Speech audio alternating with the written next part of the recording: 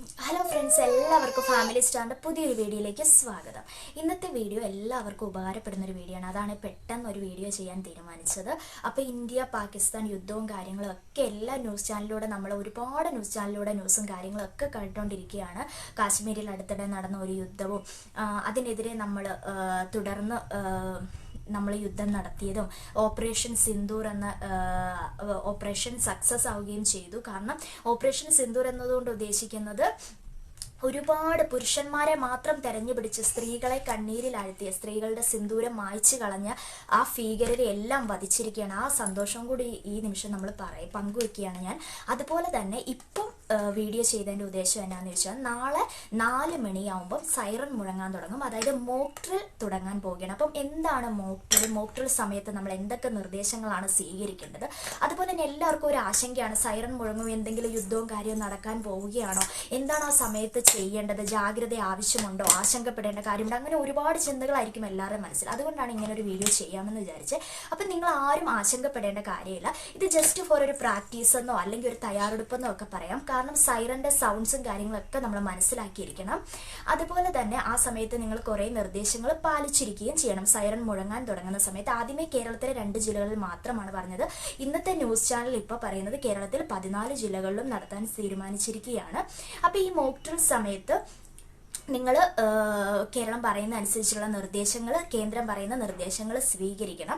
അതുപോലെ തന്നെ നിങ്ങൾ ആശങ്കപ്പെടേണ്ട യാതൊരുവിധ കാര്യവുമില്ല. ഇത് ജസ്റ്റ് ഫോർ ഒരു തയ്യാറെടുപ്പാണ്. പെട്ടെന്നൊരു യുദ്ധം നടന്നാൽ, ഇപ്പോൾ ഇന്ത്യ പാകിസ്ഥാൻ യുദ്ധങ്ങളാണല്ലോ, അപ്പോൾ പെട്ടെന്നൊരു യുദ്ധം നടന്നാൽ നിങ്ങൾ എന്താണ് ചെയ്യേണ്ടത് എന്നുള്ളൊരു തയ്യാറെടുപ്പാണ്. പെട്ടെന്ന് എന്തൊക്കെ മുൻകരുതലുകൾ ചെയ്യണം എന്നുള്ളൊരു ജസ്റ്റ് ഒരു തയ്യാറെടുപ്പ് മാത്രമാണ് മോക്ക് ഡ്രിൽ കൊണ്ട് ഉദ്ദേശിക്കുന്നത്. അപ്പം മോക്ക് ഡ്രിൽ സമയത്ത് നിങ്ങൾ പാലിക്കേണ്ട നിർദ്ദേശങ്ങളാണ്. അതായത് നാളെ 4 മണിക്ക് ശേഷം സൈറൺ മുഴങ്ങാൻ തുടങ്ങുമ്പോൾ എന്തൊക്കെ നിർദ്ദേശങ്ങളാണ് പാലിക്കേണ്ടത് എന്നാണ് ഇന്ന് പറയാൻ പോകുന്നത്.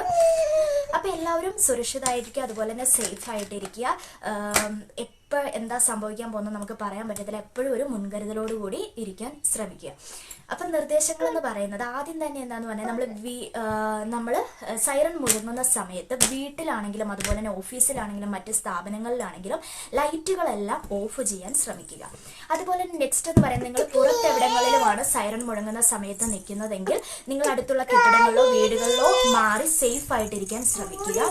അതുപോലെ തന്നെ നമ്മുടെ ജനാലകൾക്കരികിൽ ഫോണുകളോ അല്ലെങ്കിൽ പ്രകാശം പുറപ്പെടുവിപ്പിക്കുന്ന എന്തെങ്കിലും വസ്തുക്കൾ ഉണ്ടെങ്കിൽ അത് ഓഫ് ചെയ്ത് വെക്കാൻ നിങ്ങൾ ശ്രദ്ധിക്കുക. അതുപോലെ തന്നെ നിങ്ങൾ സൈറന്റെ സൗണ്ട്സും കാര്യങ്ങളും നിങ്ങൾ പ്രത്യേകം ശ്രദ്ധിക്കണം. ഇപ്പൊ ദീർഘകാല സൈറൺ ആണെങ്കിൽ ഒരു മുന്നറിയിപ്പാണ് തരുന്നത്.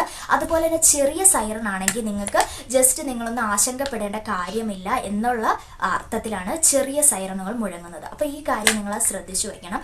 അതുപോലെ തന്നെ നിങ്ങൾ പുറത്തെവിടെങ്കിലുമാണ് നിൽക്കുന്നതെങ്കിൽ അടുത്തുള്ള ഈ സൈറൺ മുഴങ്ങുന്ന സമയത്ത് പുറത്തെവിടെങ്കിലുമാണ് നിൽക്കുന്നത് അടുത്തുള്ള കെട്ടിടങ്ങളിലേക്ക് സേഫ് ആയിട്ട് മാറുക.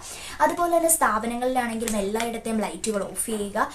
പിന്നീട് എന്താണെന്ന് ചോദിച്ചാൽ, ബ്ലാക്ക് ഔട്ട് സൈറൺ മുഴങ്ങുന്ന സമയത്ത് തീപിടുത്ത സാധ്യത കൂടുതലാണ്. ആ സമയത്ത് നിങ്ങൾ എന്ത് ചെയ്യണമെന്ന് വെച്ച് കഴിഞ്ഞാൽ, നിങ്ങൾ നിങ്ങളുടെ വീട്ടിലെ ഗ്യാസും അല്ലെ സ്ഥാപനങ്ങളിലാണെങ്കിലും ഗ്യാസ് സിലിണ്ടറുകളും അതുപോലെ തന്നെ വൈദ്യുത ഉപകരണങ്ങളെല്ലാം ഓഫ് ചെയ്യാൻ ശ്രമിക്കണം.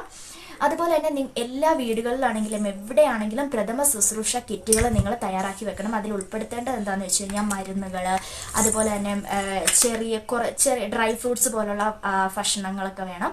അതുപോലെ തന്നെ ടോർച്ചുകൾ, റേഡിയോ എന്നിവയൊക്കെ കരുതി വെക്കാൻ ശ്രമിക്കുക. അതുപോലെ തന്നെ നിങ്ങൾ എപ്പോഴും കയ്യിൽ ടോർച്ചുകൾ, പിന്നെ ഗ്ലൂ സ്റ്റിക്കുകൾ, റേഡിയോ, ബാറ്ററി, ഈ വക കാര്യങ്ങൾ, മരുന്നുകൾ, റേഡിയോ, ഈ വക കാര്യങ്ങളെല്ലാം നിങ്ങൾ കരുതി വെക്കാൻ ശ്രമിക്കുക.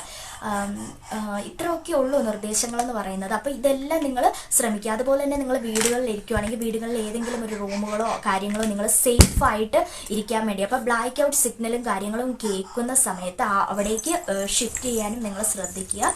അപ്പോൾ ഇതൊക്കെയാണ് ഇതിൻ്റെ നിർദ്ദേശങ്ങളും കാര്യങ്ങളും. അപ്പോൾ ഇതെല്ലാവരും പാലിക്കാൻ ശ്രമിക്കുക. അപ്പോൾ നാളെ 4 മണിക്ക് തന്നെ സൈറൺ മുഴങ്ങി തുടങ്ങും. അപ്പോൾ ആരും ആശങ്കപ്പെടേണ്ട കാര്യമില്ല. ഇതൊരു ജസ്റ്റ് ഫോർ പ്രാക്ടീസ് ഒക്കെ മാത്രമാണ്.